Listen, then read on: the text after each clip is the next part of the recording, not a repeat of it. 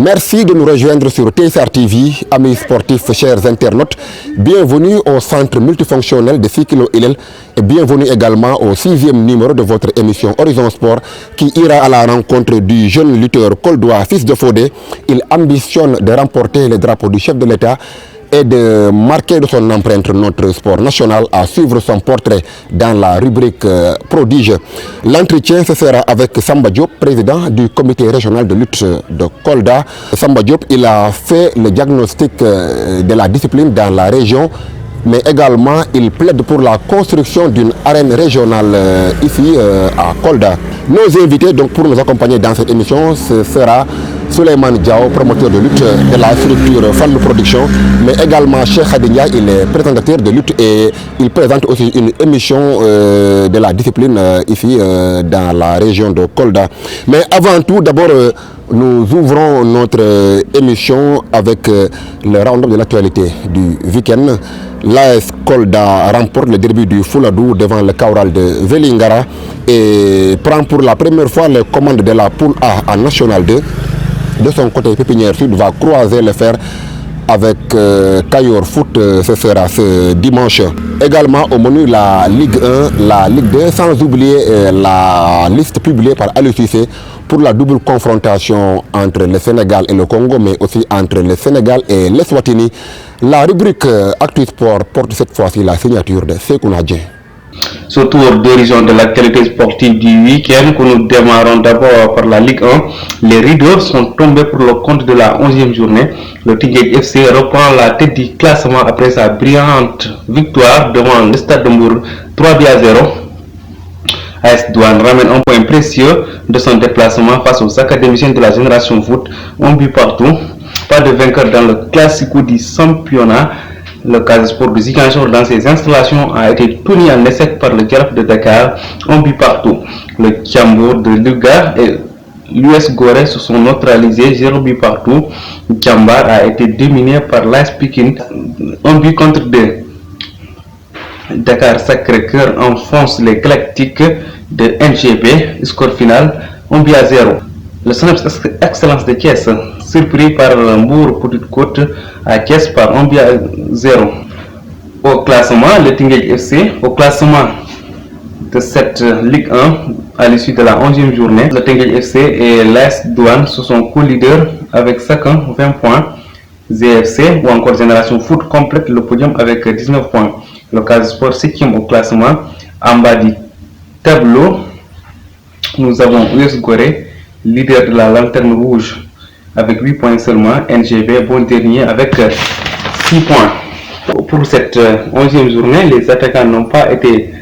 trop prolifiques, seulement 12 buts marqués au total, 4 victoires et 3 matchs nuls. La Ligue 2 était également à l'honneur ce week-end avec sa 11e journée. Aussi Fatick battu par Kermadior,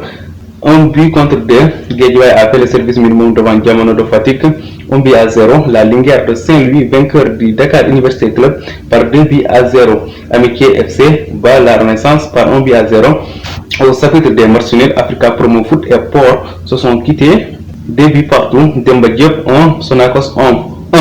Même score entre US Ouakam et Thiès FC. Au classement, la Linguère règne en maître avec 27 points, soit 8 points de d'écart avec son poursuivant immédiat, Kermadior, 2e avec 19 points. Demba Diop s'installe à la 3e place avec 18 points. Port et Africa Promo Foot, respectivement 13e et 14e, ferment la marge. Au total, 15 buts ont été marqués, 4 victoires et 3 matchs nuls. Après la Ligue 1 et de s'intéressons à présent le foot amateur avec d'abord la Nationale 2. Le foot amateur à présent avec la Nationale 2 dans la poule A. Le derby du Fouladou a été remporté par la AS Kolda au détriment de Kaural de Vélingara. C'était à Vélingara. Sur la plus petite marche, 1 but à 0 en faveur des visiteurs. Zig Inter 1 à Zig 1. Coton Sport de Tambacounda a fait le carton plein face à ICAS de Sédhiou. Tenez-vous bien, 5 buts à 1. Une véritable démonstration de force. Au classement, AS Kolda occupe le fauteuil de leader avec 18 points plus 5. Coton Sport arrive à la 2e place avec 17 points plus 13. Zig Inter 3e avec 17 points et également Zig Inter 3e avec 17 points, mais plus 4. Azik 4e avec 16 points plus 3. Kaural s'installe à la 5e place avec 14 points. Santhiaba 6e avec 7 points. Ikas de Seyou 7e avec 7 points. Marsassoum bon dernier avec 4 points. Pour la prochaine journée de la Nationale 2, la Escolda recevra Coton Sport de Tamba. Kaural de Velengara sera à Seyou pour y défier l'ICAS. Non loin de là, à Ziguinchor, Zig Inter accueille Marsassoum. Toujours à Ziguinchor, Santhiaba sera visité par Azik. En National 1, mauvaise opération des Coldois de Pépinière Sud, battu par Kayo Foot par 1-0. Même score entre la Gazelle de Kédougou et Zig Olympique en faveur des Kédavins. Large victoire de Walidan de Thiès face à Camberen. Score final 3-0. L'AS Kaffrine 1 étoile Lusitana 2. Au classement de la Nationale 1, la Gazelle de Kédougou occupe la première place, suivi du Walidan de Thiès. AS Kaffrine 3e. Étoile Lusitana ferme la marge à la 4e place. Au chapitre des compétitions africaines en Ligue des Champions et en Coupe CAF. Au chapitre des compétitions africaines, la Coupe CAF et la Ligue africaine des champions étaient à l'honneur la semaine dernière. Après sa défaite la semaine dernière à Tunis face à l'Étoile sportive du Sahel, le Giraffe a évité à la justesse un deuxième revers de suite. Le Giraffe arrache le match nul pour le compte de la deuxième journée face au club sportif de Sfaxien. Un but partout et pour continuer l'aventure. Toujours en compétition africaine, mais cette fois-ci avec la Ligue des Champions, le Teungueth FC éliminé avant même une phase de poule. En effet, les Rufisquois ont été battus mardi dernier par Mouloudia d'Alger par 1-0. Toutefois, le club sénégalais engagé dans cette compétition disputera les 2 dernières journées en guise de l'honneur. Nous terminons par les éliminatoires de la prochaine CAN Cameroun 2022. En perspective, les 2 dernières journées contre le Congo et l'Eswatini.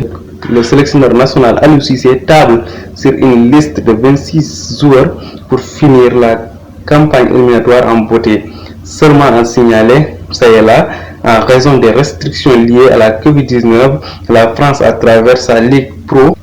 avait refusé de libérer les internationaux sénégalais y évoluant. Après une vive polémique, tout est rentré dans l'ordre. On nous apprend même qu'un avion spécial vient d'être affecté au Lyon pour rejoindre la tanière.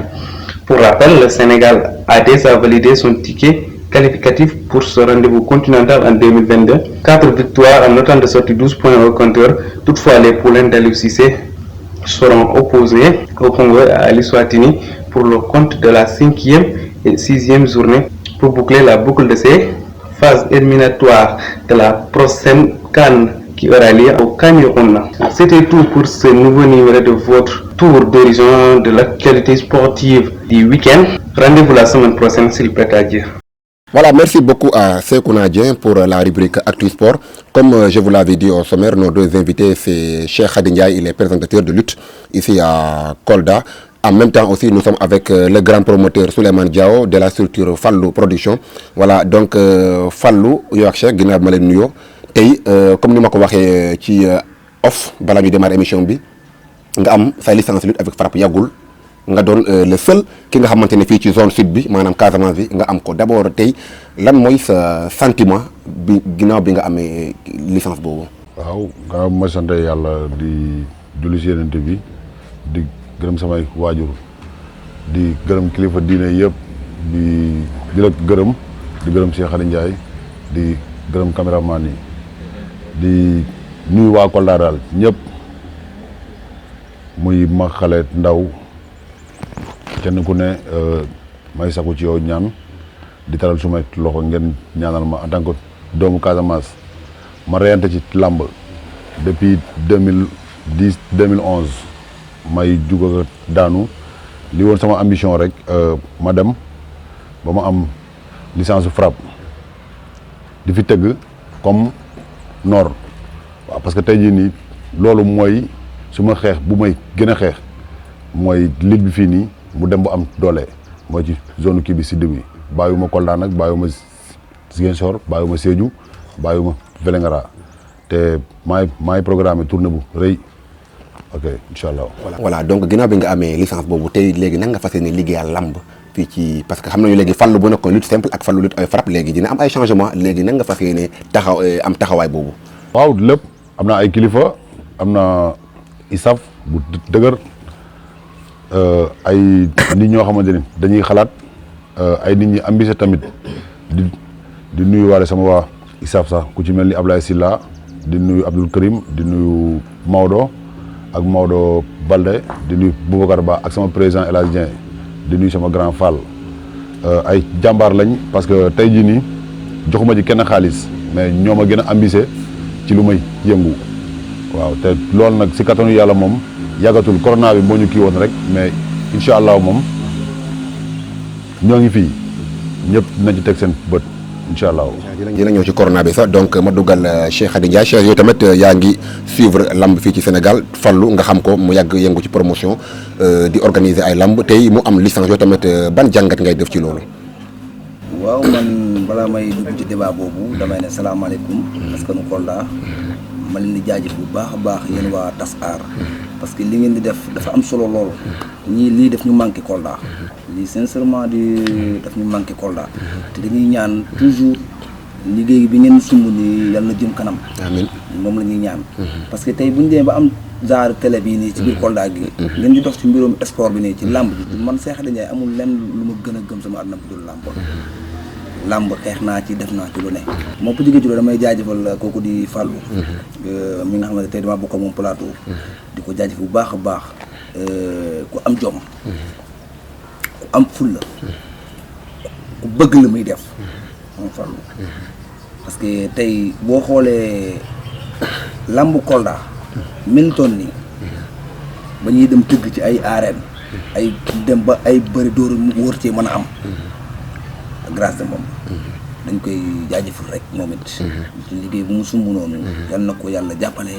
ba mu doon fekk du stade Kolda gi sa lay tëgg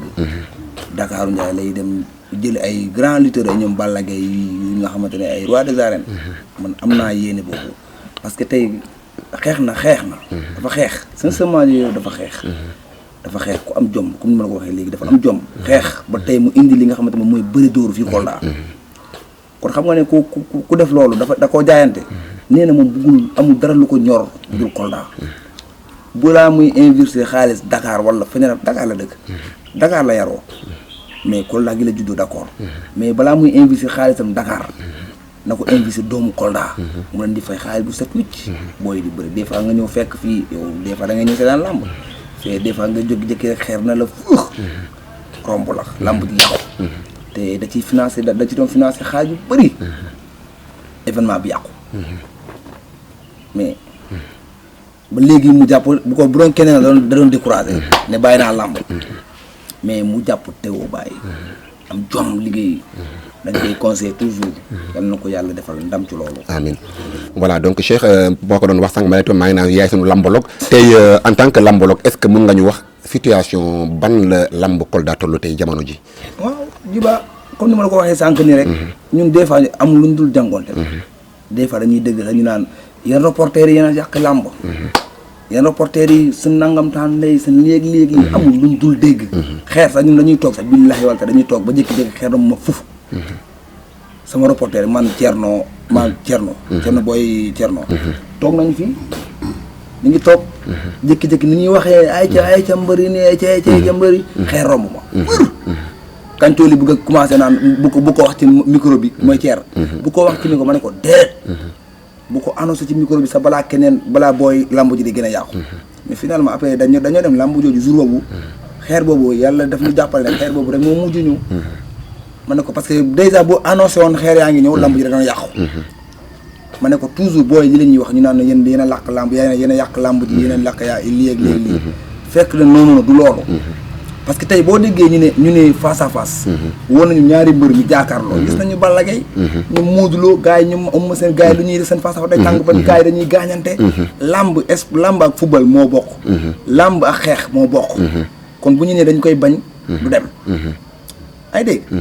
nii après booy da ngay gis ci face à face bi booy dañuy xeex saaga ñu ne yéen a yàq làmb ji ni yéeg lii fekk ole ke ne du loolu ñun dañuy ëffal mbër yi pour mën a jaay combat bi combat bi mën a réussir parce que bu dul ñun moom lu ñuy ëffalee mbër yi combat bi du jaayu tout à fait kon dans ce cas léegi ñoom mbër yi bu ñu toogee ñu ne pour reporter yi ñoom ñoo yàq làmb ji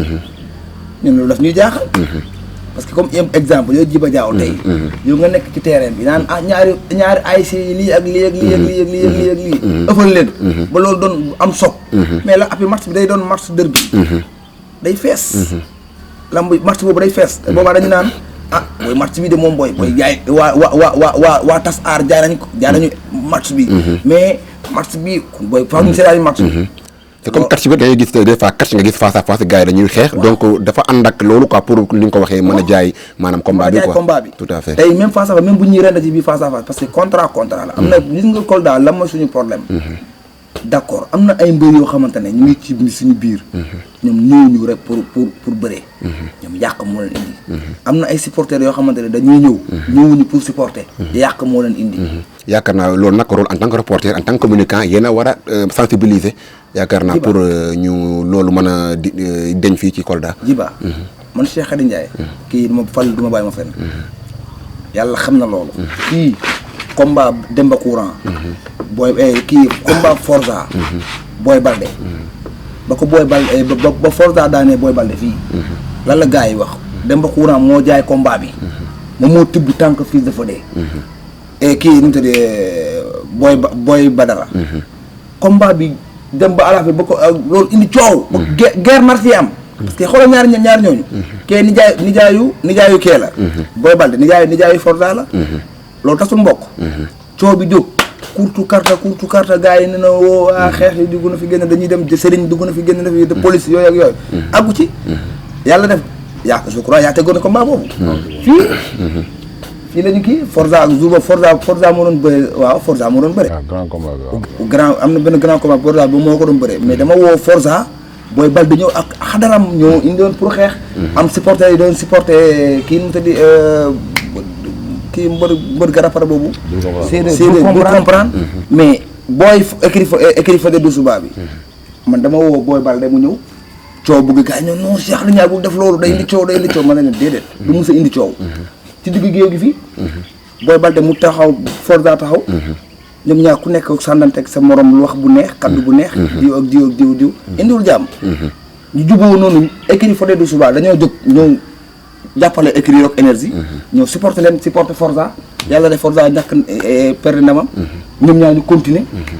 loolu Cheikh Khady Ndiaye bu bëggoon yàq làmb dina def loolu jamais fii amul mbër bu ma jubalewul fii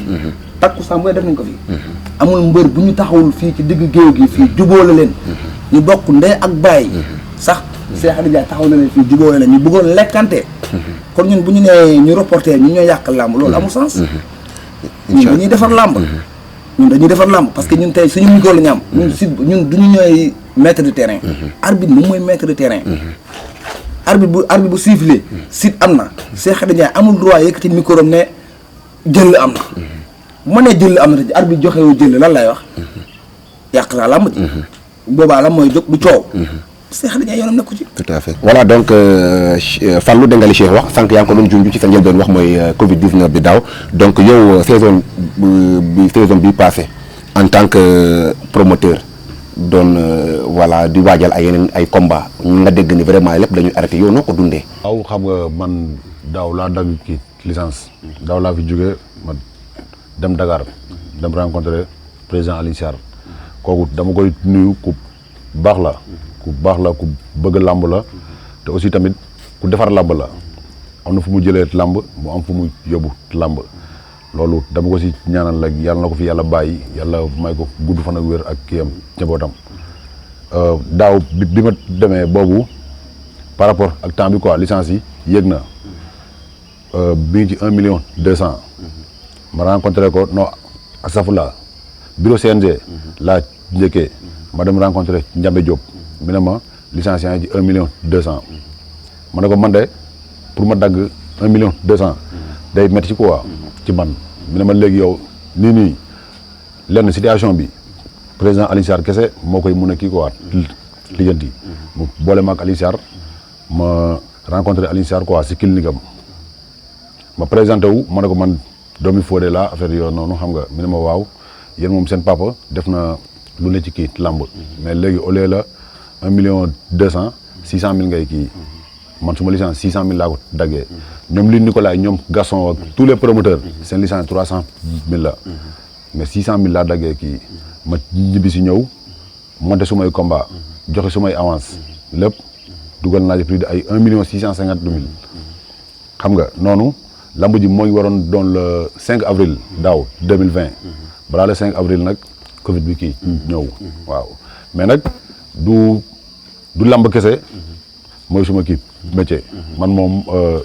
waaw maa ngi yëngatu fu ne maa ngi si mbay mi maa ngi si commerce beeg yooyu noonu mais loolu daal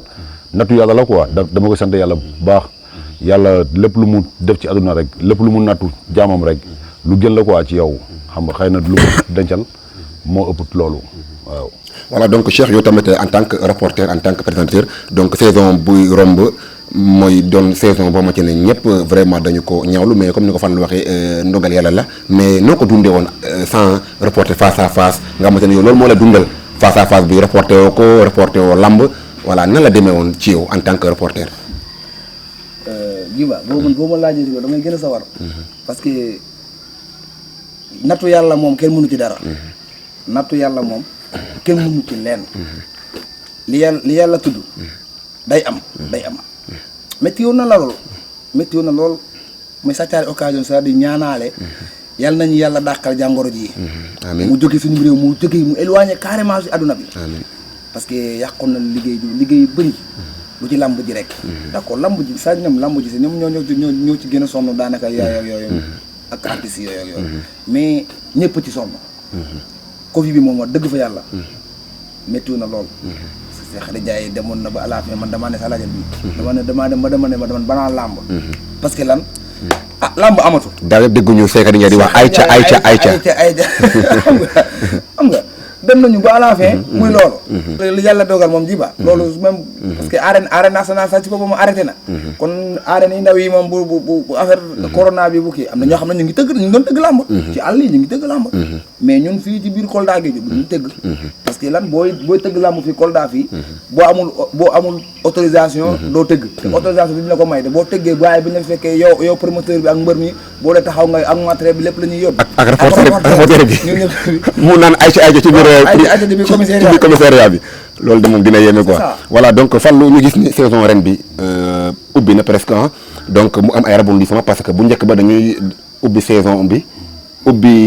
donc maanaam redémarrer saison bi mais amul woon public ñu dem ba benn instant ak événement yi dernier yi fi amoon affrontement yi ñu dem léegi nag ñu ne léegi public bi day ñëw mais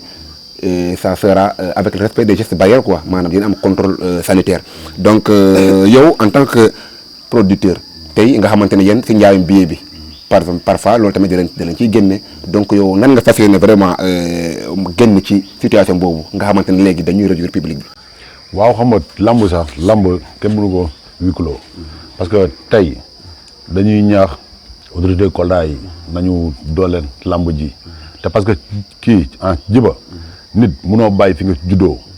fi nga xamante ni tey moom moo la def la nga doon nga dooleel loolu noonu nga dem di dooleel dëkk boo xamante ni say maam dëkkuñu fa liggéey moo la fa yóbbu tey loolu dama koy méttitlu comprendre nga trop tey bu ñu nee promoteur nord bu fi parane benn autorité Kolda barki alxuraan du ci am sax ñaari xel comprendre nga day def loo xamante ni sax lu mu mënul mais tey man licence bi ma yor international la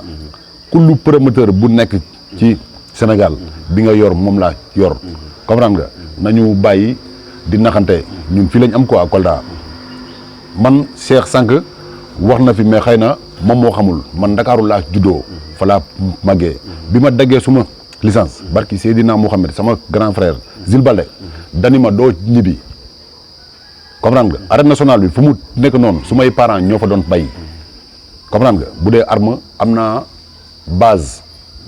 biir Ndakaaru laa juddoo am naa fa connaissance nu ma xamee autorité Kolda yi noonu laa xamee ay autorité Dakar li ma lay wax nii yàgg naa jëlee ay autorité Dakar ñu def cortège ñu ñëw wuy si ma ci stade bii nii fii ñu toog nii Cheikh Khady Ndiaye ngi nii te waa Kolda ñëpp xam nañ loolu noonu mais lu ma ci métti rek autorité Kolda yi dañoo négliger culture bii te jiba ñun lamb la ñu am ñun moomuñu football moomuñu basket moomuñu handball ko jéggaane. waaw comprendre nga. lamb mooy suñu cosaan. lamb la ñu am quoi lu ma métti ci Kolda yëpp loolu la comprendre nga da ngay parane nit nga dem lamb joo xamante ni yow tey jii nii simple rek mbapat simple Kolda fii day romb 900 000 barki alxuraanul karim da ngay parane nit mu dem xam nga ngeen dem ba ci lamb ji comprendre nga mu dikkee la foo xamante ni après mooy loolu nga nekk ci ay jafe-jafe Kolda gii dund naa fi métit yoo xamante ni seex a ngi nii promoteur bu ko dund ñaar boo tëddul kaso di nga fàtte lamb boobu faaw. léegi ak public bu ñu war a réduire léegi yow nan nga fas yéene maanaam gën parce que xam nga ni carrément ni billet tamit ci la bokk donc yow nan nga fas yéene maanaam dunde ak loolu. waa xam nga newoon nañ 8 kilos la mais loolu léegi nee nañ amatul comprendre nga dañuy jël ci mesure kii barrières yi xam nga boo daggee billet nga sol sa max ñu teg ay gel xam nga si kii buntu bi. maanaam fu 100 personnes doon dugg léegi 50 ñuy dugg donc est-ce que yow nooy fas yéene maanaam ban stratégie da nga yokk billet bi tuuti pour mën ci génn wala soit da nga koy bàyyi noonu nga sukkandiku tamit ci fenn pour mën a génn ci. waaw lépp xam nga man isaaf laa yor man lépp li may def damay toog ak ñoom xam nga te ñoom ñëpp ay kilifa lañ comprendre nga loolu li ñuy en kii la quoi waxtaan la ba ñu déggoo ñu xool ni ñu koy kiyee mais daal ñoo ngi woo waa Kolda ñëpp xeebuñu kenn xam nga kenn ku ne loo ci mun a jàpp nga jàpp si xam nga muy si conseil xam nga xeebuñu daal lu ci waay mun a jàpp mooma mu jàpp si te ñu xam ni ñun dañuy reyante pour Kolda dañuy reyante pour culture Kolda jug surtout ma zone Casamance bi sud bi te loolu xam nga boo xoolee ñun dañoo tardé si côté bu ne quoi du ci football bi du ci lamb ji xam nga ñun boolewuñu ci lenn mais la moo tax suñu njiit yi mënuñoo tee nii ñun ñu doole ñu ba ñu woon waa noor ni Casamance carrément ni ñun ay doomu Casamance lañu comprendre nga te ñun tamit suñu dëkk nii ak nii affaire yooyu noonu comprendre nga loolu dama leen ci ñaax waa autorités yi muy Mamboy muy Bibi muy Moussa Baldé Doura Fabouli xam nga ñoom ñëpp daal maa leen di nuyu di leen sant di leen gërëm ñoom ñëpp xam nga te ñu taxaw si quoi waaw. voilà donc Cheikh lamb ren waroon na nekk 8 kilos mais ministre bi annoncé ni public dina dugg mais dinañu wàññi donc yooyu tamit ban jàngat ngay def ci loolu. loolu ci aar ñi la mais ci kaw loolu ñoom na lañ ko defee bu dee comme ni nga ko waxee maa ngi dégg sànq yaa ngi wax nga ne bu dee 100 personnes ñoo war a dugg 50 personnes ñoo war a dugg ñooy dugg loolu laa dégg ngay wax ci sa wax maanaam exemple la rek par exemple comme waaw exemple bu dee 100 personnes ñoo war a dugg 50 personnes maanaam dañ koy xaaj waaw parce que il faut que ñu respecter distance yi waaw léegi yow léegi ñoom bu dee loolu lañ def dañoo bëgg a parce que tey xam nga ne Fafallou tey mënul promoteur mënul tëgg làmb bëri dóor fay mbër mi 800 000 ou 500 000 wala 1 million ma war mbër mee war a dugal 1000 personnes mbër mee war a dugal 1000 personnes léegi yow ci 1000 personnes yooyu nga bëgg koo xaaj léegi Fallou moom promoteur bi lan la ci am kon dafa tëgg nii ci Maniforo day fay reporter day fay stade day fay sécurité day fay sécurité xam nga commissariat doo dem ñu may la police gratuite kon da ngay fay lépp ay matériel sonorisation loué ay siège dugg na fi génn na fi siège bu fa dammee da ngay fay léegi ñoom bu dee ñoom dañuy jël charge boobu ñu jëlee ñu charge boobu jël jàppale booy ci loolu ñu jàppale leen ci bu dee 50 personnes et 100 comme na waaye 100 personnes ñoo war a dugg 50 personnes léegi beneen 50 bi ñoom ñu gérer ko bu dee loolu tamit am na d'accord mu gën a neex ok maa ngi dégg sànq Fallou di wax ci wàllum promoteur yi gis nga jiba wax neexul d'accord ñu ngi ci en télé en direct lañ ne kon dans ce cas gis nga promoteurs yi bu ñu bëggee autorités yi jàppale leen ñoom ñoo njëkk a jàpp gaa ñu ngi jàppale seen i bopp mais ñoom ñoo war a ñaax seen i mbër jiba jaaw te man dama pare ne tey làmb ma ñëw làmb ji may xeex ñu may sànni xeer est-ce que bu soir boo ñëwaatee pour pare ne ma damay dem déedéet mais mbëri ñu war a yeewu dañu war a yeewu waaye dañoo da xoolal waxala seen supporter waxala seen staff am na benn combat bi fi amoon Boy Diola dañ ko daan. Boy Diola dañ ko daan mais dafa calme ay mbor ay supporter mais moom moo fi nekk. secteur ilel bi moo fi nekk. mais dafa calme gaayam. ne bu kenn xeex. maanaam da nga war a fair play boo amee fair play di nga yomb tëggal. mais ñoom mbëri ñoom balaa promoteur yi di dem jëli sécurité. ñoom mbëri seen bopp mën nañu sécuriser seen làmb. Jiba. man tey boo ma parrainé làmb benn yoon. ma ñëw ci parrainage boobu. xeex am fa sànnante xeer yi takkar naa si parce que kenn xamul xeer fu muy dal. est-ce que bu suba boo ma parrainé damay ñëw. déedéet du ma ñëw. kon dañoo dem fii Kolda dañoo dem ba à la fin làmb ji Kolda dafa dem ba raag dafa bëri. gars yi bëgg nañu ñëw parrainé. gars yi bëgg nañu ñëw sponsoriser làmb. ñu bëri ñu ngi bëgg ñëw mais dañoo ragal. d'accord promoteurs yi am nañ ci fulla lool. parce que Fallou des fois buy tëgg làmbam day ñëw waxtaan ak mbëri lii ba ñëw violence dugg na fi man mi Cheikh Xadim Ndiaye damay wax am na man damaa ne ma mbëri dañ ma jox cër booy mbër mu ñëw taxaw loo mun ta tollam nii bu mbër ci mu ñëw wax ak yow da ngay réglé du question dafa ma ragal mais man bu ma jàppee man Cheikh Xadim Ndiaye bu ma jàppee dafa may boxoon dugal ma ci poosam mais man damay ñëw ne ko booy lii la mën maa grand bàyyi na dem toog respect la man gaa am naa respect boobu mais ñoom dañoo war a mën a may seen bopp respect ñu am ay autorités yi ñëw bu ñuy bëree ñu am ay sponsor ñoom ne loolu seen intérêt la aussi seen intérêt la parce que boo yàkkee sa image rek ci kii rek da lay sonnal waaw kon tey promoteur bi d'accord autorités yi ñu ngi fii Kolda nañ ñëw jàpp ci mu neex parce que tey amuñu lenn lu dul suñu Kolda image ne ñoom Mame Boye Diao ay kàngam lañ ñu biir Kolda ngeen jéggal ma waxu politique min baal ma yaa ngi door marto de ay ñoom bii ay ñoom Abdourahmane Baldé bu ñu la joxee enveloppe rek nga jox ma moitié ñoom faa bulli sax kooku gaa d'accord da doon jàpp ci làmb faa bulli da doon jàpp ci làmb ak président Laye Cissé moom it du question damay politique ngeen baal ma nag comme ni ma ko waxee sànq mais Laye Cissé ku sonn la ci làmb président ku sonn la ci làmb même buñ ko parrainé wul sa dafay ñëw taxaw ci làmb ji lépp pour lan làmb jooju mën a booy jeunesse bi mën a bañ a am problème mais lan la pour tey Kolda bu avancé làmb lan la ñuy wax Kolda la ñuy wax làmb Kolda leen xoolal drapeau chef de l'état bañ ko tëggee fii bañu région yi yëpp ñaata région moo nekk Sénégal région yi yëpp Kolda moo ci jël première mais loolu ndam la si ñun parce que lan ñoom dañoo ñëw fekk fii jàmm mais ñooñu dem ne woy nañu ginnaaw ñëw ay noon nekk ci ginnaaw amul sens tey yow man Cheikh Xadim Ndiaye man dinaa ànd ak yow Djiba Diaw Dakar yow kii moo ñu dalal kii ñëw won ñu mbaax ñun bu ñu wonee ginnaaw kii ñëw indi ay tuuxi diinaam loolu ban mbaaxaay la am amul mbaax ñun dañu naan Kolda moom moo jël première ci région yi yëpp ci drapeau chef de l'État loolu moom fierté la quoi fierté la mais tamit ñu nañ wone bon exemple fii nee naa mbëri ci micro ma ne leen promoteurs yi ñu ngi seen biir mais booy duñ ko gëm parce que tey Djiba Diaw Cheikh Xadim Ndiaye mën na sot ay sagaram ñëw toog fii dagg sama biir téeméer ñëw toog fii di macc sama kerem comme supporter di xool mbëri mbër bu am bu yaru ak bu yaruwul dañ koy noté mbër bu yaru ak bu yaruwul gars yi dañ koy noté tey man dinaa ñëw ma fekk Djiba Diaw mbër la mu nekk fii di tàng rek di indi problème rek di xeex rek est-ce que bu ma buggee tëgg combat dama lay jël. boo amee talent sax. même boo amee Kolda yëpp ñëw yow la ñuy supposé du ma la jël parce que lan parce que xam naa ne bu ma la jëlee day indi raak le grand champion Kolda Demba Courant moom la ñu ne moom mooy le grand champion Kolda parce que tey bu neexul ba neexul moom mooy le grand champion de Kolda parce que moom la ñu xamee woon fii làmb biir Kolda. Demba Courant ku ñëw Demba Courant art comédien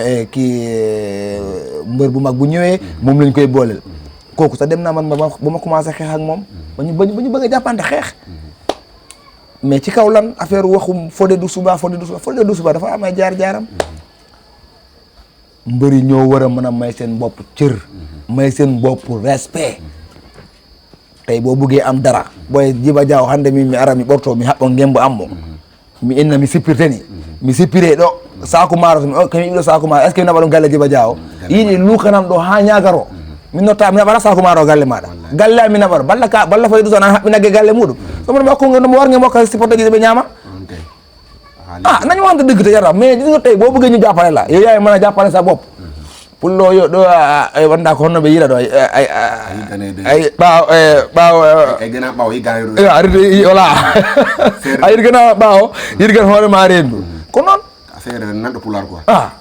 mais vraiment boyji koldaji ɗa ngay waaru promoteur ji ɗi faalaɓe wallude kono ɓe walaka wallude koye mumen sincèrement dire ɗi woodi e mberdi muɗum.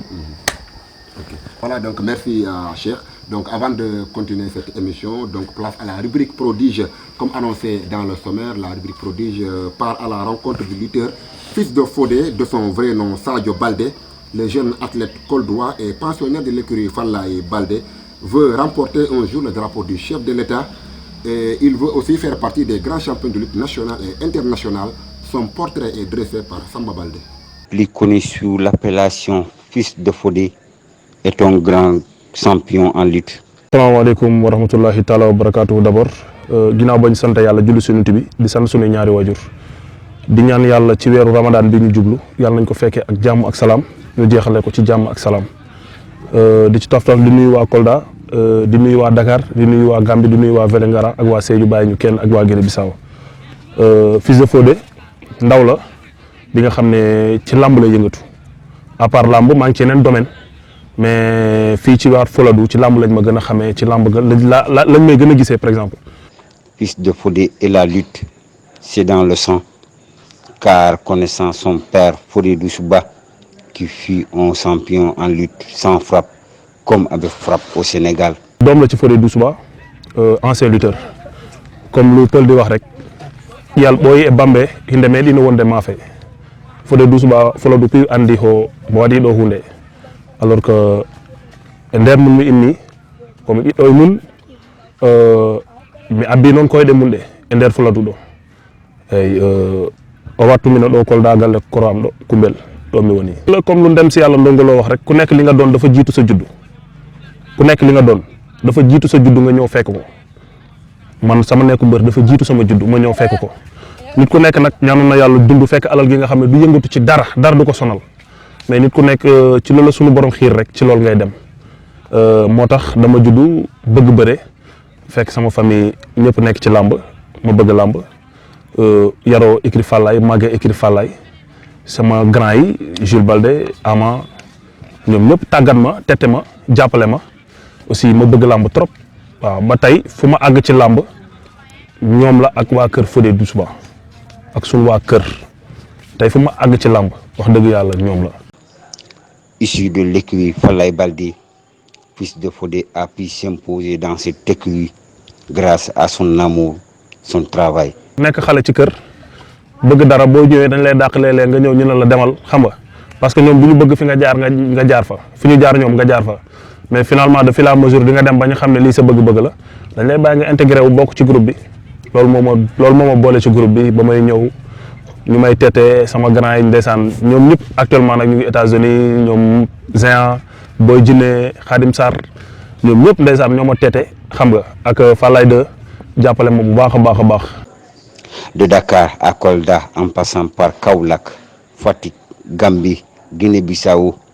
fils de Fodé a eu beaucoup de combats dans la joie et dans la colère parfois. Plus de 4 combats dans Kolda commune, 6 à Dakar, dont 3 défaites et 3 victoires. Actuellement Kolda fii maa ngi fi bëri bu baax a baax yàlla def na ma nag am na ñu ma fekk mais tey sama njom fu la fayda ak góorgóorlu moo tax ba ma àgg fii ma àgg parce que caaxaaneewu ma dara waaw mun nga ma romb nag ci mbedd nga ne ma kii de su ma ko jàppee mooy loolu mais bis bu ñu dajee suñu bërëbu liggéeyukaay di nga xam ne gaynde ngay waxal vainqueur ngay waxal waaw man moom aw ma caaxaan aw ma foo du fii rek Kolda parce que yàlla def na du Gambie du Guinée Bissau amul fu ma demut ci làmb actuellement côté bii waaw dem naa fii yëpp amul fu ma demut ci làmb mënu ma ko compter nag mënu ma ko compter wax dëgg yàlla parce que su ma ko namee compter fii laay fanaan parce que yi ma jot a jàppagum fii ci Kolda biir Kolda quoi à part village yeeg yooyu am naa fi presque plus de 4 combats rek waaw laa fi jot a bëreegum quoi waaw te yi ci des moom ci village yi la waaw jël naa fi ay drapeau alhamdulilah jël naa fi tamit ñaari yoon ay nag xam nga fii biir Kolda sant yàlla bu baax daal. De 2006 à 2011, Fils de Fodé a fait le Mbapat où il a fait parler de lui en remportant 23 drapeaux. Sur le plan national du dem naa côté Kaolack bi Fatick bi amul fu ma demul bëre parce que yow fii Kolda rek damay dem partout parce que man lamb laay dund en fait Dakar bëri naa fa 6 combats yàlla def ma am départ bu baax parce que 2006 laa commencé bëre Mbapat ba 2011 aw ma defet te amul foo bëriwul 23 drapeaux laa yor Dakar biir Dakar Pikine Guédiawaye ak yooyu noonu 23 drapeaux laa fa yor yàlla def nag ma dem arène ma am sortie bu baax am 3 victoires yàlla def nag ay défaites ñëw ma tegle ci yeneen 3 défaites ma koy sant yàlla bu baax te xam ne nit ku nekk jàmbi peut-être li nga yóotu day fekk lu gën ci yow la tey mënoon naa am victoire yooyu noonu fekk gënut ci man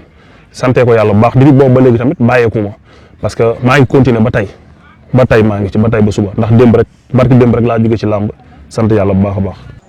Comme les autres personnes, Fils de Fodé a été carrément touché par la Covid-19. Malgré ça, le champion ne s'est pas laissé faire. dañuy sant yàlla rek ndax lu yàlla namm ci jaam bi kenn mënu ci dara mën nga togg sa togg waaye doo xam kañ nga koy yàq sunu borom mooy xool lu ko neex mu def ko ci àddunaam ndax kenn moomul àddunaam gi ndax man mosuma woon foog ni sax nguur dina ma mën a jàpp pendant ñu ne ma 8 heures da ngay tëdd ba 0 heure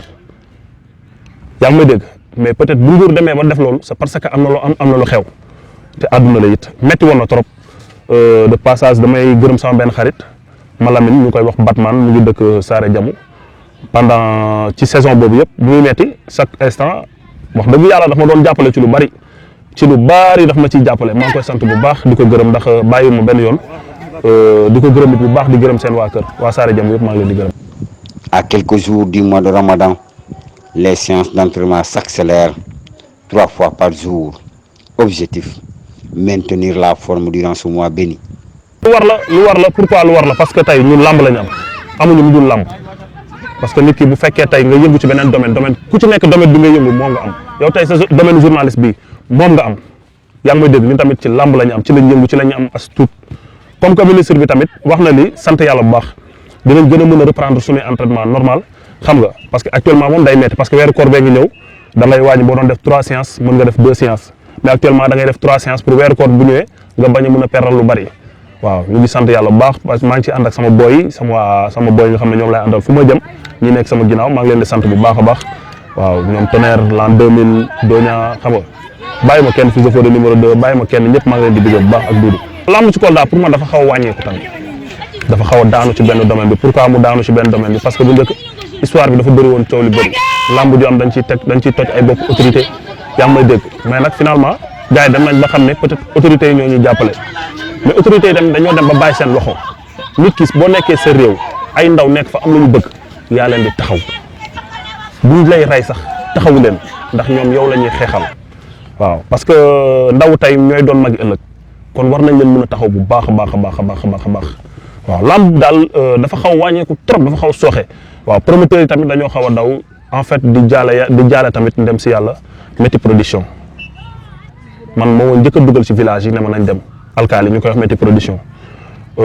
yàlla moom ko nag yàggut dara ñu koy jaale waa Kolda yëpp waaw. kooku ngay fanaandaloo benn lal koo xam ne maa moom ñooy fanaandaloo benn lal ma nekk mbër bu amee licence kooku kontaan te lay doon ci man tey suma mag la ñoo bokk benn kër. di ko ñaanal yàlla fi ñoom Gaston egg ak ñoom Luc Nicolas ak ñeneen mu àgg fa parce que tey bu fa àggee loolu sunu fierté la ñun famille Balde ñun famille Fodé Doussouba parce que tey moom rek moo ci nekk jeune lutteur bi nga xam ne promoteur bi nga xam ne mu ngi ci bay waaram moom kese ñu koy sant bu baax di ko gërëm di sant sama mag yi tamit bu baax ñoom Kombel aw Fodé bàyyi ma kenn ñëpp daal maa ngi leen di bëgg. Fils de Fodé prépare activement certains combats en cours, particulièrement le drapeau du chef de l'État. xam nga lamb du jur day xëy rek wasin te daaw bëriwuñ drapeau chef de l'État te ren comme que ubbi nañ saison bi peut-être drapeau chef de l'État day ñëwaat loolu la ñuy préparer waale lépp la ñuy préparer parce que di préparer ay combat tamit yi ñëw ci kanam am na combat yi bëri yu ñu ma wax mais taxawagul ñu ngi ciy waxtaan ci kase jubóoguñu yooyu yëpp ñu ngi ciy préparé waaw di wax Kolda yëpp nañ taxaw jàppale jeunes lutteurs yi parce que lamb culture la aussi day doxal réew waaw te day gën a avancer loo réew tamit tey bëre tey ñun dañ ko fekk te suñu bàyyi li ñu def ci bëre mu ngi mel ni camion bu pan ci désert kenn mënu koo buux da nga ñëw def li nga mën a nga jàll ñoom def nañ li ñuy def ba pare ñun tey dañuy ñëw rek def luñ as tuut mais bëgg na ñoom ni ñu doon doxalee pour lamb jox ca kaw ca kanam ñun tamit ñu doxalee noonu ni coon mel ak waali man ma mel ko Fodé Doussouba loolu laa bëgg. maa ngi gërëm waa Sankula Mansonna di gërëm waa Kamboua ak waa Mamboua di gërëm waa Thierry ak waa Fatawoto Kabada bàyyi ma kenn di gërëm aussi waa Vélingara waa Gambi Sabi Saare Mari di gërëm waa Jamkulor di gërëm ñëpp Tamba di gërëm Sambali di gërëm waa Garawal di gërëm waa Sali Keñe Kambaju dugg Thierry Saare Simali ñoom yeroo xam nga di gërëm ñëpp waa Saame Kanta waa Saare Jimbi waa Demba Doo bàyyi ma kenn parce que tey ñoom ñoo ñuy woo di ñu jox ñuy dem ci ñoom ñuy bëre foofu di fa am as tuut tey bu ñu leen gërëmul du ñu gor bi lamb bi di metti dëgg-dëgg tëj village yi ñu ngi doon jàppale ndax ñu ngi doon def seen i lamb bu baax di gërëm kenn ci man nag muy Ibrahima Foras maa ngi koy gërëm bu baax ndax tey sama mag la te ñoom ñoo tax tey lamb fu la du sooxewut parce que ñoom bu ñu toogoon rek toog seen i kër duñu mën a continuer lamb mais dañoo bàyyi seen i mbir di ñëw dañu continuer dañu jàppale ku ci mel ne bomb Isabel Naodé ak kii bu mu tudd Père Ibrahima Kinti di leen gërëm ñoom ñëpp bàyyi ñu kenn di gërëm nag kenn ki nga xam ne tey lamb Vélingara bu gënee doxit moom la muy Pa Samba Sideng sam papa Samba Sideng Canka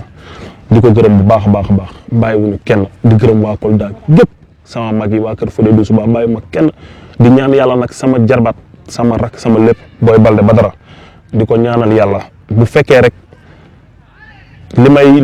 yëg ci sama xol dëgg la yàlla na ko yàlla def champion roi des arènes bu mag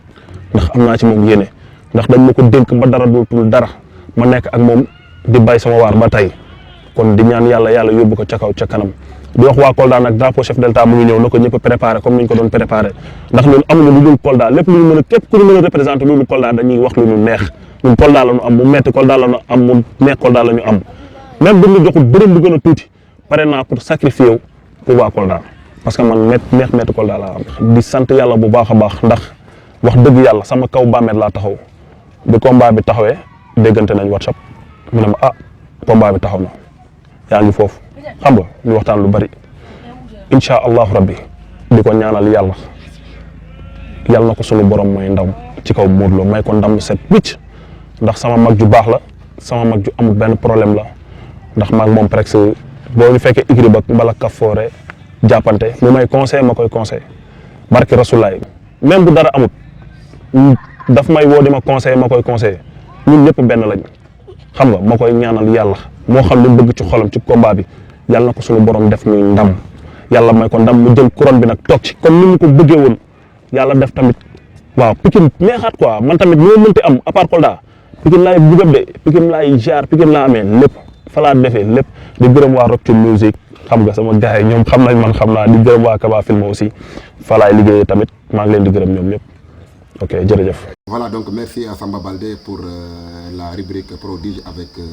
Fils de Fodé. Voilà, donc Fallou ñu ñoo ko seetaanandoo Fils de Fodé donc mu wax lu am solo donc tey nga xam bu baax a baax est-ce que mën nga ñu wax ci lan mooy qualité am ci wàllu lamb mais aussi ci wàllu maanaam qualité humaine maanaam nit maanaam jikko yu rafet yi mu am. waaw kooku sama raxal la ñoo bokk benn ci deret xale la boo xamante ni maa ko yar Ndakaaru te mu doon champion bu mag lu mbër am na ko loolu man maa la ko wax du caagin ni ñoo bokku mais lu mbër am na ko parce que bu muy mbapat dafa toj Ndakaaru même parcelle bi Modou Lo dëkk ba nii Modou Lo ëpp ko fa tur barki alxuraan mbëru kaamil la mbëru waada la Fils de Fodé mais yàlla daal léeg-léeg dalay nattu yoo xamante ni mooy loolu mais ci Sénégal amul ku ko dàq bëre loolu maa la ko wax te si télé laa nekk te ñu xam Fils de Fodé dëgg-dëgg lii may wax ni bala maa àggali ñoom dañ koy dëggal waaw te booy bu yaru la raxala boo xamante ni boo ñu fekkee maa ngi moom da ngay ne ñaar ñi ay morom lañ waaw te loolu dama ko ñaan yàlla lu mu bëgg ci adunaam yàlla na ko yàlla defal waaw te lu mu sendu tamit loolu yàlla na ko yàlla may xale la raxale ci man xam nga booy bu ma jege la quoi xam nga buggul dara lu ma naqar yi xam nga te aussi tamit lu mu gisi man automatiquement day ñëw toog ak man naan ma grand lii ak lii affaire yoo noonu xam nga loolu li ma ko ci enquire mu yokku jom fu laak fayda te mu xam ne làmb moo ngi si kanamam xam nga xale la demagul fenn 91 la juddu comprendre 91 amaa ko mag ndagam ama liir la kay waxtu ma la Fils de Fodé waaw na si jàpp rek te di wax ni tamit naka waa Kolda taxaw waaw mbër la boo xamante nii fu mu taxaw dëggal boppam war na Seydina Mohamed day am dara drapeau sur l'état bii ni passé Mbour demi-finale la toog waaw te Kolda musul àgg sax quart de finale mais moo yóbbu Kolda ba demi-finale. voilà donc Cheikh Fils de Fodé tamit mu doon ki nga xam yow tamit tey lan nga ñu mën a wax ci moom ak aussi en tant que reporter lamb est-ce que mun nga ñu wax lan la war a maanaam yokk pour mu vraiment gën a nekk champion déjà champion la mais pour mu voilà gën a franchir niveau boobu àgg ci beneen niveau. jom fulla fayda moo koy may ci du mu mën a yegg fu moromam yegg d'accord mais xam nga la ñu soxla roi des arènes nag mu am couronne bi indi ko lii nga ma koy def toog ñëw toog entraîné wu fulla yow defoo leneen métier liggéey amoo beneen métier bu dul bëre lan nga war a def entraîné wu loolu boo doon def yenn yi nga bàyyi teg ne le boy jiba min se hade njaay hande mi no waɗa mi nangi o micro mi no leɓa hande kiren yaafo ɗon kam genre publicité lay def quoi yaafo ɗon hande kiren ɗin laamino liggode maɓɓe hoɗo ki kam ɗum sama joom moma ko may te micro ɗina ala di yuuxu la moma ko may du sama gëm-gëm te amoo beneen métier man say hade njaay amoo beneen métier budul micro bii man bii moo ma jox ma lekk bii moo ma jox ma naan bii moo ma jox ma solo bii moo may jabar te ñu ngi la ciy encouragé vraiment yàlla weral baat bi vraiment te nga voilà nga gën a yow tamit nga nekk un grand présentateur comme ñoom Bécaye Mbaye fu ñu àgg amiin incha allah nga àgg fa amiin bëgg naa ko incha allah amiin tey jiba neexul ba neexul jiba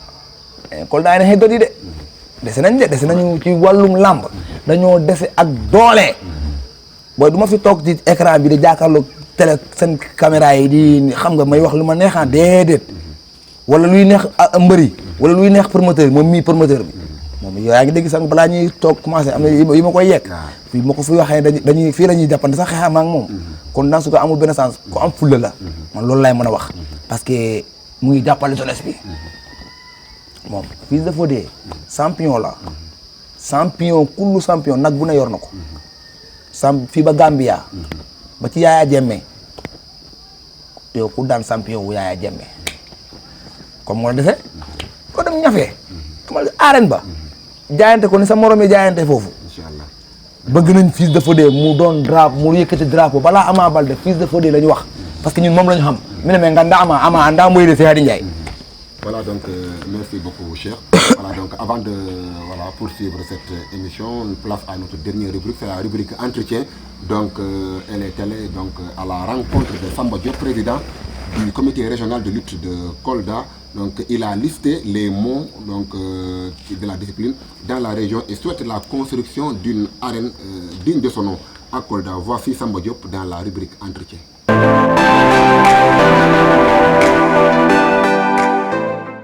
Allah jarama o jarama mi weddima hannde e oɗo kikiɗe mo garnon ɗo ko lambiɗomi ɗo ko mi haalanano ko paammi e ko ɓoymi famde e ko ngandumi région Kolda o lambuji ne mbaɗanno law ɗum ko gila jamanu noon arane ara ha yetti jamanu hannde lambu o wara wani marché ayigol marché gol wona ene tan noon ko aduna fof way noon joni noon Allah waɗi ustima seeɗa seeɗa woɗo waɗata mon toon sa nani lambu ustima ko gon sabu e waɗoɓe lambuji ɓe e réseauji ɗi e worɓe ne satti sabu so tawi waɗ lambu hannde an ara doole a yoɓat ko foti hen capanɗe nayyi ujunere capanɗe jeegom ujunere ɗum ko a yoɓat tan a waɗi neɗɗo pare o wima mi arat arani a ɓalmi engagé e kalis maɗa a totti mbiruji avance mbiruji jeehi lambu pare o ruttima yehi Dakar waɗi délégation so pare o arti arat ɓuri ade tampere mawɗo ɓayde gonga haalde donc joni noon ko ni mbatten yimɓe tinno e mbinuji ɗi keɓɗen ɗi neɗɗo ko heeɓi kono teddin ɗum par ce que toujours mi nanan haale e affaire lamba ɓe mbiya sippiro ala joni sippiro ala joni sippiro ala joni ala wona noon foti ko ko jamanu maɓɓe kawri o e oɗo jamanu wona gotum jamanu maɓɓe kawri o e oɗo jamanu wona gotum ɓeɗo ko ɓe keɓɗen ko keɓɗa ko teddin ɗum mbiya ɗum ko gorko an kam ni mbaɗa manta ɗum welto kono saɗa toujours aɗa watta ka wawa gaɓɓe ɓuuri ni wona gaɓɓe woni ene woodi to ɓuuri amede kono ɗum haalaka ene woodi to ɓuuri amede kono ɗum haalaka ɗum noon enen kalta ɗin kono min andi tan kam mbakkinoɗen teddiren ɗum jogiɗen ko awre annabuji muɗum walla ene mbawɗen yaadu yeeso sabu lambu hande enen ɗo région Kolda ɗo ɗo banggue biyeto ko tampere laamu ngu ene fawi hen junngo ɓeydima fawde hen junngo inspecteur SONES sport goɗɗo ɗo o jaaralo ba o ari o hawri koye corona o wawani liggade ko lawni tigi tigi tigi ko wawani liggade hay kanko tigi mo haalnami ɗum o wi kono so Allah waɗi ha ɗum yawti e jaam wallahi wodanno way min kaldi ɗumen noon min kaldi hen min nanodiri ɗum no famidiriɓe nde o wi ene wayno gasini sabu ko dumo ngaloɗo gasata haalaɓe ceeɗa accitama ɗum kono ha ɗum ko accita ɗo ko ene hawnino sifore seeɗa ɗum sabu ɗo temedere neɗɗo natata foof ɗo temedere neɗɗo nata foof capanɗe joyi rokka naata joni noon capanɗe joyi rokka yo naata e capanɗe joyi ono so mbiyama ko ɗum natal lambo ene moƴƴi andu jumaji ɗi kalama ɗi gudditi waji goto wi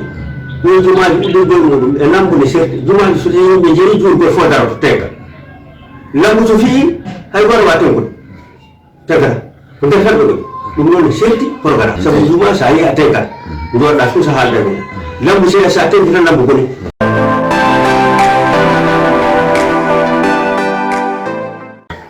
en caɗele hen caɗele ɗe ngannduɗa enen fof eɗen jeeɗe ene woodi tan haaluɓe ɗum kono ne yiye sabu caɗele ɗe a waɗat ɗo lambu yimɓe ɓe ɗo ɓe natirta ni ɓe natirtano te yimɓe ɓe hilifaɓe ne kutini seeɗa ɓe kutta ko watte ko sabu so tawi woni sukaɓe mbiyano garani lambu mbaɗɗo fof sukaɓe nawa kaɓe beddo toon hilifaɓe fof jaɓoyta yaha ɓen noon so jahani ko lambu ni fof yoɗani ɗum ne foti yimɓe ɓe foti ustu ɗum kamɓe mburuji ɗi koɓe mbiyata ɓe gama ko ma ɓe gama sabu sa amana softata sa amani a softata ma gama tiiɗa kono sa darima tan gawatama tan ma ɓe gaɓat ɗum en ɗesi ɓittinde min seeɗa en ɗesi ɓittinde min seeɗa to banggue lambu ɗum noon ɗum ko caɗele he jeeya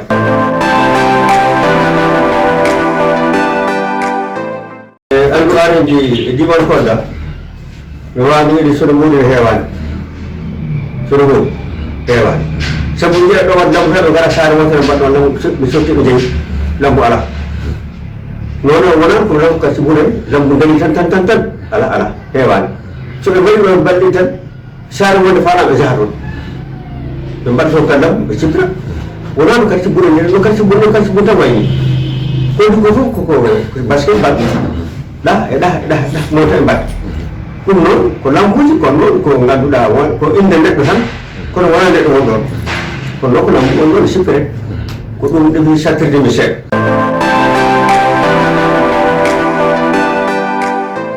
andi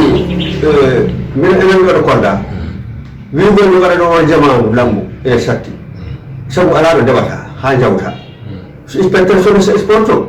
wima ɗum ne sattiri ɗum sa yi to préfet wima heɓani haqiqa yamirore sa yi so commissariat wima so préfet yamirani watta e an tun sa wadde e nder Kolda lambu taɓe ɗo gara hen sabu so mbiri sa waɗi haɓe caɗele ko an a hulat so mbiri wat kono sa waɗi caɗele ko an a hulat ɗum kulta wadde lambu o ɗum ɗesɗitinde haqqillaji men ɗum tan de adi caɗele mawɗe ɗen te place lambu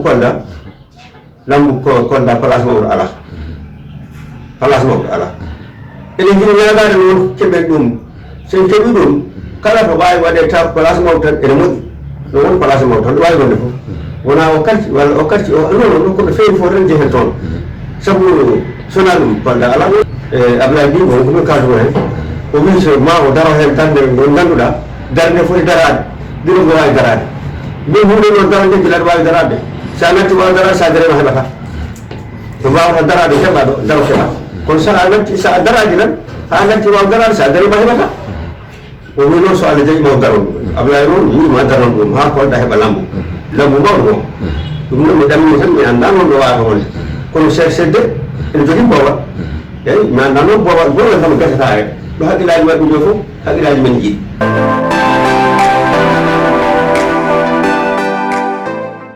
Aliou Sarr ko liggi ko e metti jemtinde ko liggi ko ene wawi heɓade kono ko hunde mettude jemtinde Birane Sène ɗumen koli ɗum sabu Aliou Sarr ne immo holimo fof ene hollamo tan ha waktu yoni mi haalanma tan no Aliou Sarr ni e saɗi mi yante wota hunde ko noon saɗi kono min tan mi yaaka e Birane Sène sappo e nayi élection nanɗa fof ɓe weltima Sénégal fof mi weltima soko ɓe gandi Birane Sène ko joom hakkille ko joom needi neɗɗo noon caggal tan a jogui needi kala ho nanguɗa lawrat mo ala needi noon kala ko nangi lawrata Birane noon ko neɗɗo jogui needi emin mbaɗi hoolade hen no fewi sabu mi sikko waɗan programme région ji ɗi foof o wiyani ko min mbaɗiremi kono waɗan programme région ji ɗi foof région foof normalement ene fof waɗanede law so heeɓi kañum jeeyi he ko waɗe kees mum so tawa ko segreta woni tawa ala ɗum goɗɗa kalis ala mo yewɗotoɗa ɗum noon so waɗama ma hunde yaltu Birane noon wiyani waɗa ɗum kono mo miiji ɗum kam hakkille makko toujours mo haalanno ko way noon gandede ɗo yettere Allah mawde sabu Aliou Sarr e nder jamanu makko mi wawan wiidema te ko ɗo kadi wayi o meeɗa heɓde accident min nera ya lambu min kadi min nera ya lambu emin gati min mbaɗi accident min nera ya lambu min kaptito nder lambu to walla mburuji kapte meeɗa wadde duuɓi ngo gas kon Aliou Sarr eɗi ko si tawi no ari ha ɗo wi jebbi joni jebbi ɗi koye tara Allah mum Allah andi Aliou Sarr kono makko noon mi wiyani wota kono satti de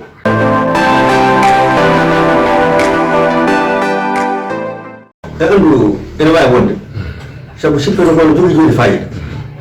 sippere ɗo sukaɓe fof joni ɓedde sippirede ɗiɗo arɗiji ɗi artiri ɗi artiri ɗi ko noon foti wonde sabu ko ɓeyni gode guila puɗɗe ɗo hitande mesare fati ɗum ɗo joni woni duuɓi 53 walla duuɓi nogasi goɗɗum drapeau chef de l'État on sa wona président min ko vice président ko goɗɗo wonno ɗo président oɗo wonno ɗo président mi jii ndema ko dewi on mo waɗa affecté mi biyete Dembélé waɗi guilon jamanu noon alhamdulillah mini hen ɗum noon Birane Sène so tawi woni o waɗat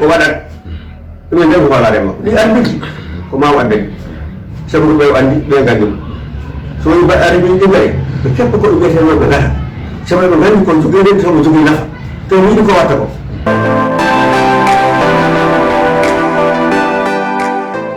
fannu dey ene felliti liggade fannu min de fannu ko ligge mum ɗene beeli sabu ligge makko ɗe no mbaɗɗa fof no mbaɗɗa omo liggo tan ha sa sontima omo liggo tan ono wini ɗum te o ala hen boji o ala hen hunde o jogui hen kadi leydi ko heddi ko ne waɗa e mbaɗa de mi yawani ɗum kono fannu ko liggotoɓe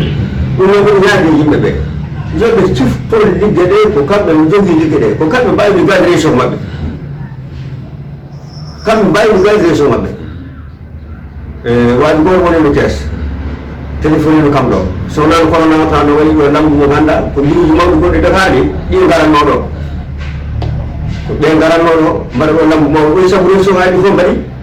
kono ɗo Kolda waɗani ko Kolda waɗɗira ko so wiyata ko koɓe koti ko Aliou Sarr yimɓe sa yeehi Kolda Aliou Sarr ɗum sappo e nayi région kono mbaɗi drapeau so wiyata Kolda kadi commissaire kayiɗi makko nen ɗo Aliou Sarr kayiɗi makko nen ɗo ko min gagni Kolda gagni sappo e nayi région ko Kolda waɗi ko ala mbaɗo ɗum koɓe jii Kolda ko ala ɗum jii ɗum par ce que ɓe joni altude hawre ɗum ɗo ɗum ari corona min welti sabu omo jaɓa liggodede min mbiɗi jaɓa liggodede o jaɓa liggodede omo jaɓa haalanede min mbiɗi jaɓa liggodede sabu ko liggoɗe mbaɗi mi ɗo ligge ɗe mbaɗi président wona ligge ɗe wonta président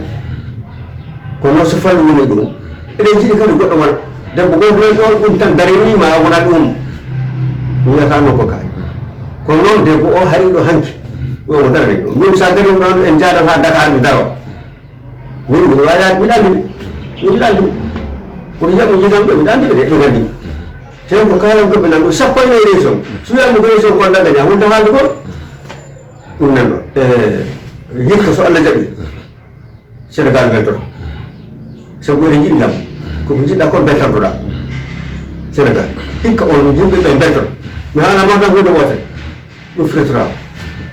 a yiyam hikka lambu ko ɗum nder Kolda tawa meeɗa yiɗi façon mum a yii façon mum kono meeɗa arde Kolda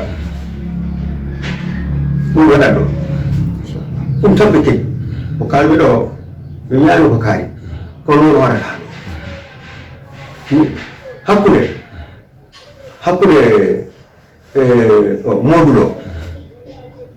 hakkude Modou Lo Ama Baldé e Ama omo yiɗi addu ɗum Kolda andi Modou Lo ari ɗo drapeau chef meɗeɗa ene wonde ha marché o wi kanko omo yiɗi arugol Kolda hayso wona sippiro ara ko mi jiɗi Kolda de wona pour Kolda andi kamɓe ɓe gaɗo drapeau chef d'état ɗon jiɗɗi ɓe gaɗu ɗon mbi kamɓe ɓe jiɗade Kolda ɓe cippire hay sukoyo goɓe cippire ko cippire men andi ɓene jiɗi Kolda awa Kolda ne yiɗa ɗum noon so Allah jaɓi sippirogol ɓeydima sabu bilanche en fijirande fade saɗo heɓata ko heɓat ɗum komin jano fati miɗo jolde bilanche en o wi ko Kolda mbimi o reɓat dalla ko Kolda andi bilanche en ko neɗɗa ono ɗo mi o heɓat dalla ko Kolda o mo jiiɗa mi wiyani hikka kono heɓoyat ɗum andi hisani fof mi nawamo kono waɗi hen goɗɗe mbaɗi fayida Sadio de caggal Allah e annabijo muɗum ene fof nagganen Sadio eneni yo nagganen neɗɗo sanani nagganen neɗɗo tawa so ƴimmimo eɗen jimmo so farama hunde ballen ɗum kono an mo dokkuɗa ɗo haade fof wima eyno arat ɗagguma hen ko lan satti kono Sadio kam miɗo hooli Sadio miɗo hooli forsa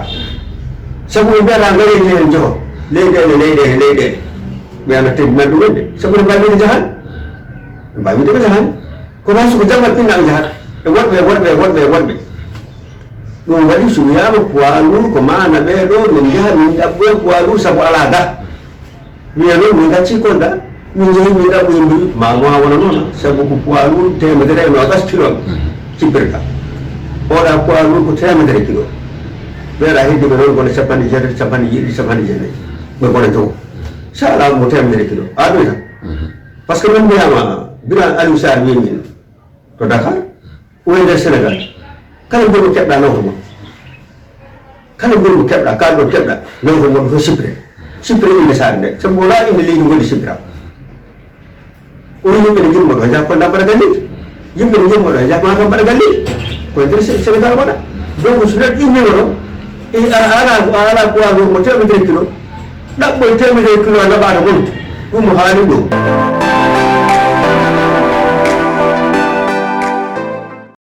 caggal yettude Allah ande miijo mi yetti on yo Allah suur on yo Allah suur leydi leyɗele ɗe foti poti yo Allah uddiɗen ko nanguɗen ko yo Allah wallu en hen ha nanguen ha tiiɗa yo Allah wallu en yimɓe ganda e nanggui sabu sa nangui huuɗo yimɓe ganda nanggui taw hankkadi barkino so barkino yimɓe ganda nanggui mi weltima hande o ñalawma mi wawa tan wiide mi jita on ha e maayo min Samba mi jita on hayso mi wonani président CNC mi jita on kono mbiɗa ara on de en keeɓi inspecteur SONES sport Dialaro Ba mo teyi de kono noon o wi ko heppi ha ɗum ɗo waɗi o daro tan no foti darande ha jiyen o sabu ar tan ɗum ɗo ari corona ari ɗum ɗo ko gonga ɗum noon o yiɗi ko darade ha e ganden o darima sabu ɗum nafatamo ko heddi ko noon kaari ko ñiway ɗum enen fof oɗon gonɗen ñawore nde minen fof goto fof tan ko foti haalde kono eɗen gandi no wayi de no wayi noon ɗon tan kadi wawata waade sabu neɗɗo jikku addi o ko on tan wondata a wawata wadde jikku ma e makko jikku moƴƴo addi o tan ardata wonɗon de so jikku gonɗo wondi ko on kadi jikku mo gondatde sabu mbawa ittude ko hen kono jaalalo ba en jeeyi ko mbiyami ɗo ko firtata eyi waadi ko ɗum noon affaire lambuji dowri ɗi o wi kam ko an tan fina e région o mbimi ɓoy dawre walla lambuji haalta mbimi alami haalta sabu jargaji men toon maire men toon sous préfet men toon lambu wattake ladde watte ko saare ko jarde koto wi ɗo wattake lambu walla ɗo waɗe lambu so jarde kono batta kono ɗum ko wawa yaade mi woto mbaɗe sabu ɓe nganndi corona ko haɗa dente mais jarga ɗi dawri ala ko samba jogal men te ko yamira ko min kadi mi yamiri ɗum sukaɓe ɓe pejre ɓe gacci pije sona ɗum ɓe siftata ko fijirde ko gon ɗon de ene wawi ɗum ene wawi ko jogatade bo kono ko fijirde min ɗo mi tawa nder fijirde min ko noon mbiru ɗum. Voilà donc Fallou mu nekkoon Samba Diop président CRG de lutte de Kolda mu wax lu rafet ci yow. donc yow tamit ban xalaat nga am ci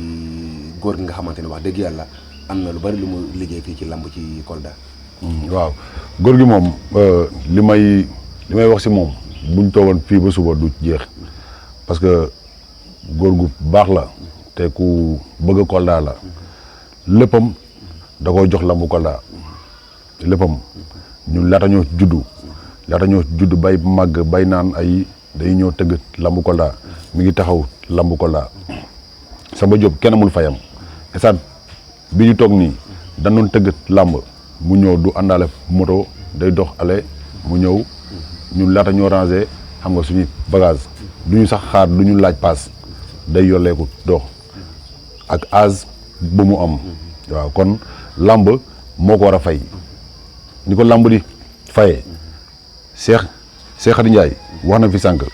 Kolda dafa dese lu bëri xam nga ci lamb ji nga xool ku mel ni Papa Samba Diop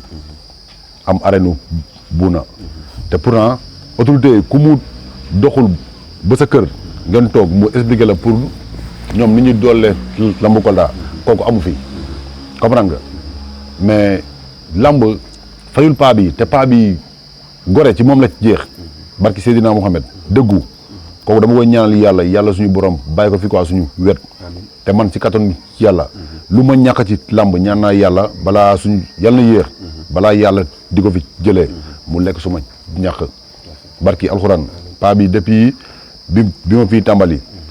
billet 100 francs paa bi moo ngi sama ginnaaw di ma dooleel xam nga di ma puus léeg-léeg ma daanu léeg-léeg ma jug affaire yooyu noonu xam nga lu ne dund naa ko ak moom ci kii bi lamb ji xam nga kooku dama ko ñaan yeeg yàlla rek yàlla bàyyi ko fii ba si kanam ak kanam waaw parce que gore la. amiin voilà Cheikh dégg nañu paa bi lu mu wax donc wax na plaidoyer moom lam mooy mëbatam mooy Kolda am vraiment une vraie arène régionale yooyu tamit est-ce que gis nga ni lu war a mën a nekk la. waaw man jom ji rek bu dee jom ji am na arène dina am d'accord comme Pa Samba Diop ma sataari occasion nuy waale ko suñu papa jooju comme ni ko Fallou waxee papa jooju dafa dee ci làmb du autorité ba ci promoteurs yi ñoom ba ci mbëri ba ci CRD bi joxuñu paa bi gëddëm Jiba Dia kooku lu muy def yow mi sa doo ko def Samba Diop fi mu nekkee ñu ngi koy xeex de yàlla na ma yàlla jéggal mais lu muy def jeune du ko def tey mag bu toll ni kii man bu ma am boo yow boo amoon âge boobu kii lu muy def doo ko def Jiba paa bi tey dañ koy woo rajo tey ñu ne rajo bi suba à 8h Dakar Kolda Dakar dafa sori ñaata kilomètre la dafa sori paa bi moom mooy ni gan taf day dugg oto dem na àgg lu bala Dakar boo jógee tey Dakar balaa ngay àgg guddi na fooy am jot nelaw te bu ñëwee continuer direct CNG fa lay dem toog lijjanti li muy lijjanti pare na xeex lan ngir lan xeex bi aaranu Kolda lamb Kolda kon kooku boo ko joxul gëdd yow kan nga jox gëdd kon non Jiba nañu waxante dëgg te yàlla tax quoi Papa Samba Diop dafa sonn ci lamb au lieu de autorités yi ñoom promoteurs yi ak mbër yi ñoom ñoo ko war a mën a sagal. war a mën a am drapeau sax war na mën a am. tamit drapeau Samba Diop. ñu érigé ko wala bu ñu tuddee bu ñu amee arène sax peut-être ñu tuddee ko wala mu am. gis naa Fallou fi décoré na ko fi maintes fois sama kanam décoré na ko fi maintes fois kon décorage boobu dañ ko koy jaajëfal loolu def na attam dafa def liggéeyam ak li ko war dafay dem ba Papa Samba Dia tey promoteur yëpp kii la ci gën a bëgg Fallou ko bii am ak moom tey boo déggee ñu ne reporter traditionnel biir Kolda yàlla ak moom la Cheikh Khady Ndiaye doon reporter traditionnel sama carte ngi nii fii Ipo Ngari ni mu mel Dakar Cheikh Khady Ndiaye noonu la mel Kolda billahi wala tay sama carte ngi sama poos mais dañoo xam lépp réunion bu ne fekkee naa ko CRD coow bu ne fekkee naa ko des fois day mer sa ba gett ne bàyyi naa mais xam naa day bouger tuuti rek wala mu toog tuuti rek parce que daa bëgg affaire bi. fii la ko def ci xolam làmb ji ci xolam la ko def mais yow boo defee boo jëlee loolu def ko sa biir xol Samba Daaw Samba Diop amul dara bu dul làmb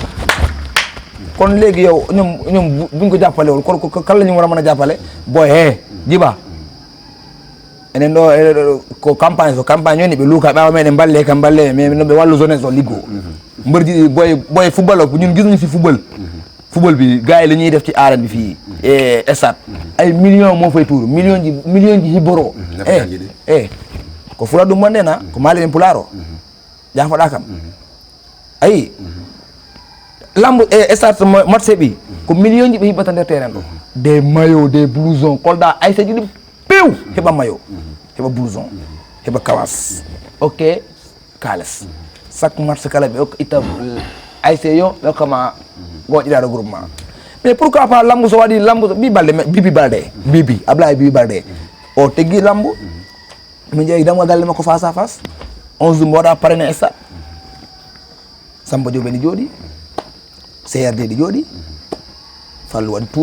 tout makko invité autorité gars yi ñu toog mais Bibi Baldé dafa ñëw romb ñu Bibi dafa ñëw romb ñu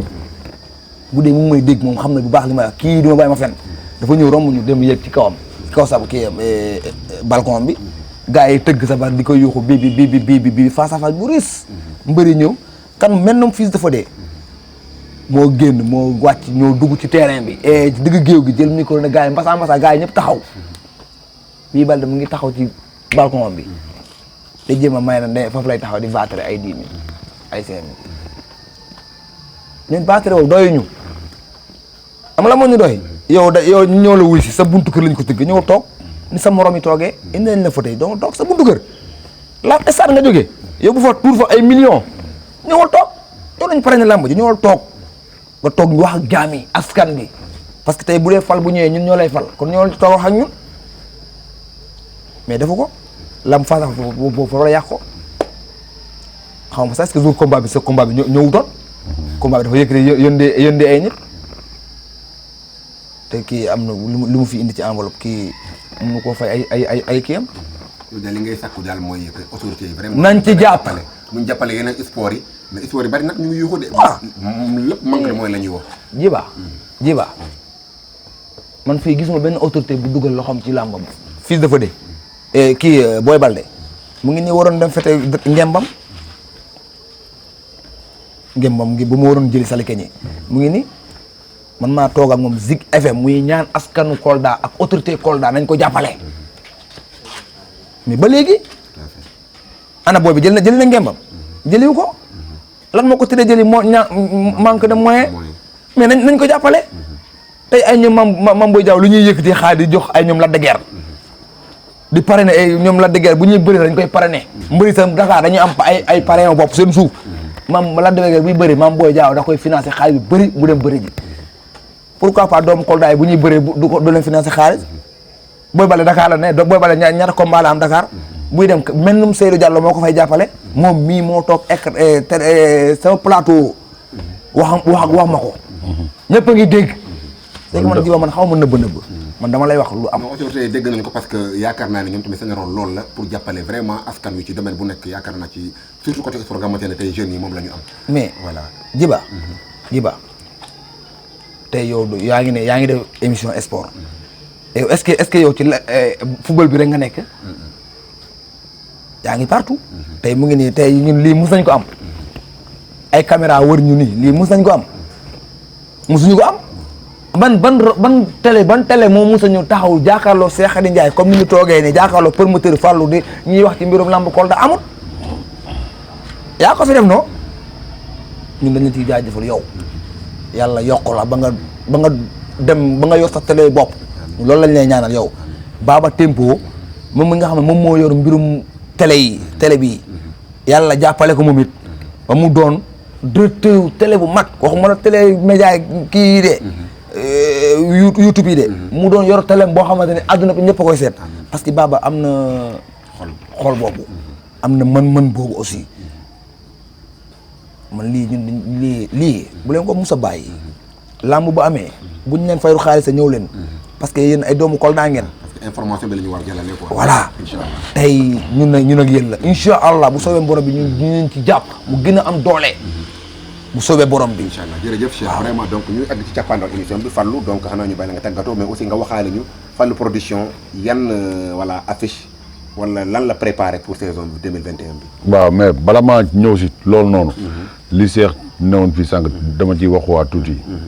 xam nga jiba ñun lu ñu sonal xaw ci Kolda yi fii nii. mooy entourage autorité yi. ñoo ñu sonal. entourage bi. Mam Boy amul problème de. Bibi amul problème de. Abdourahmane amul problème. Moussa Balde amul problème Fabouli amul problème. xam nga lan moo ñu sonal. dafa am ñu ne si ginnaaw autorité yi. jël nañ âge. te defaluñu Kolda dara. defaluñu Kolda dara xam nga lu gën a bon ci aduna nga judd si dëkk. ba nga dee ci dëkk boobu noonu. yow boo dee mënuñu nettali sa histoire. comprendre nga ñooñu ñoo nekk si ginnaaw autorité yi lépp loo kaleeg autorité bi boo amee ak moom audience ñu ñëw toog ci photo yi naan faax di bàyyi nopp bu ñu xala fenee comprendre nga te lii nii wi ma dama bëgg ngeen jàllale ko xam nga si télé bi ñu legg seen nopp boo leen wane ginnaaw ñu nekk ci nopp autorité bi yéey noppam comprendre nga maanaam doomu Kolda lépp loo fi sumb doomu Kolda moo koy xeex bu ko yàq ñun ñooy lekkante suñu biir comprendre nga te suñu autorité yi tamit non war nañ mun a yokku seen en kii ni personnalité parce que ji nga njiit da ngay tëddee njaaxaanaay ngay nampale côté bu ne comprendre nga football bii nii tey am na joueurs yi fii football ba nawetaan bi jeex du ñu mun a jëndal seen bàyyi saaku ceeb benn saaku ceeb barki alxuraanul karim am pagaay fii xëpp ci Kolda te fii mbër combat bu gën a ndaw booy bu gën a ndaw da ngay fay ko 35000 ci loo xamante ni benn xobu takkusaan combat mooy maanaam premier xobu combat kooku jëleen la bàyyam saaku ceeb ravitaillement comprendre nga lamb moo ëpp fere football ñun xam nañ nu mu demee te football Kolda bii nii puusul paasul comprendre nga na autorité yi bàyyi xel ci lamb ji ji nga man Fallou man barki alxuraan laa lay wax ni de su ma licence laa yor te doomu Sénégalais laa man du lamb Kolda laay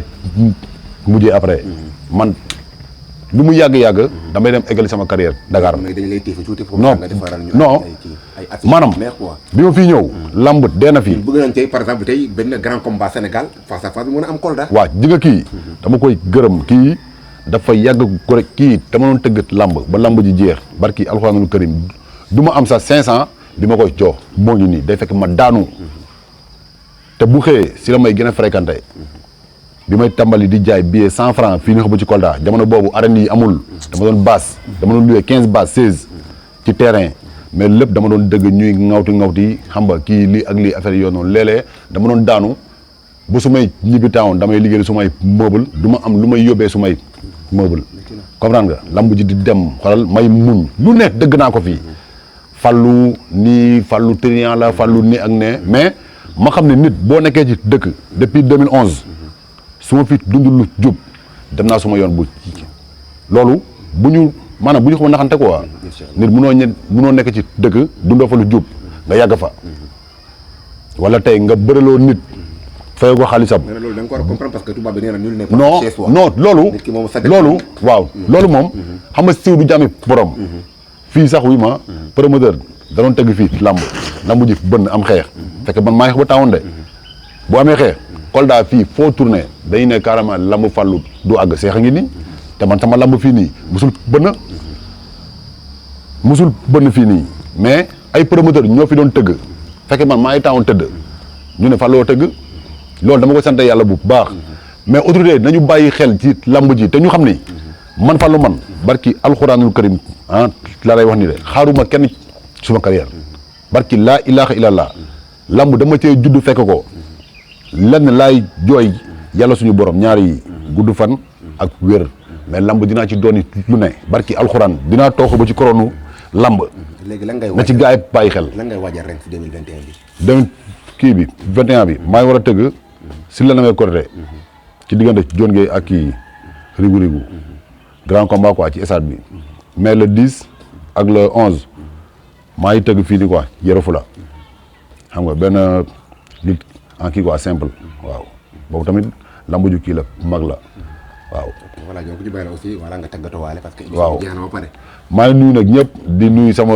en kii caméraman yi xam nga ñi ñoom kenn amul seen fay quoi di la